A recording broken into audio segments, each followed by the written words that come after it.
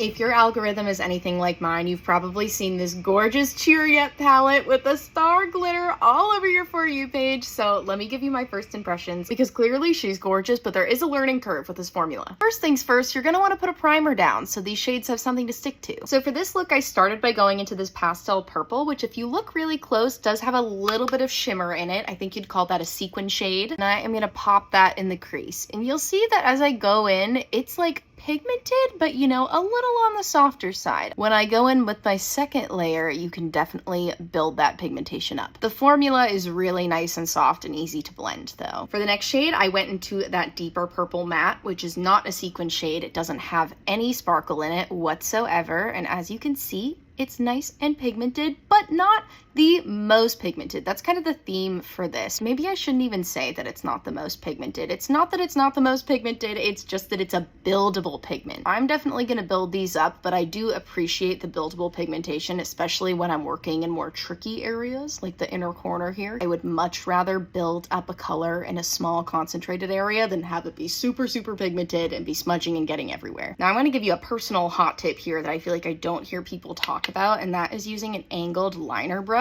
when it comes to doing this outer corner portion. I really enjoy graphic eyeshadow shapes, and this just helps me to really accentuate the points of that graphic shape. And also for my inner corner, I like a nice sharp inner corner. Okay, now for the shimmers. I layered a couple shimmers for this, but I started with this gorgeous blue shimmer, which has a little bit of a learning curve. Not as much came off on my finger as I thought would, so this is another situation where you'd really just have to layer it. But again, I see this as a positive. I see this as giving the palette more flexibility. Not everybody wants their shimmers to be fully opaque and pigmented the way I have it on this eye. Somebody else might want just a sheer wash of shimmer over a matte or on its own. And even with having to layer it up, this does not feel heavy or sticky on the lids at all. It feels nice and lightweight. So after I went in with that blue shimmer, I went into this insane shimmer. Are you seeing this? It's got like blue and pink and gold in it, and I swirled them all together. Look at that gorgeous shade, look at the dimension. And then I tapped that over the blue shade to combine these shimmers to create a gorgeous new shimmer. Look at how that just took it to the next level. Then I'm gonna take a little more and put that on the brow bone. I love a good brow bone shimmer. You can really see that multi-dimensional color in it when it's on the brow bone. I should say you can see it in person. I don't know how well you can see it on camera, but in person I can like really distinctly see the different shades of shimmer in here. It's so cool. Oh shoot, you know what I just realized I didn't do? I never took the deeper purple shade in the center like I did over here. So I'm gonna do that with my angled brush now. I just really like the way that looks with the deeper shade going all around the brighter shimmers. Now for the part I know everyone's most excited for, the glitter stars. So these have a built-in adhesive on them, and I recommend kind of tapping them down, because if you immediately swipe, then all of the stars are gonna come off. But if you carefully tap it, then you can be a bit more particular about where you put them.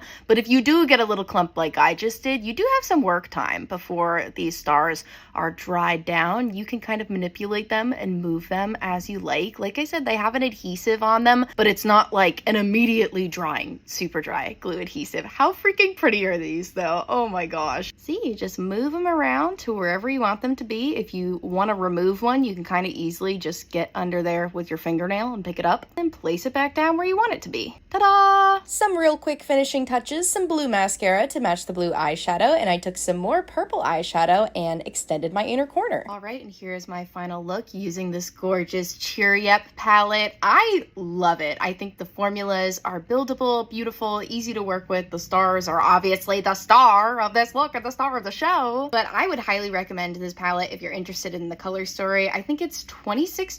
I feel like for that price point, it's really good quality.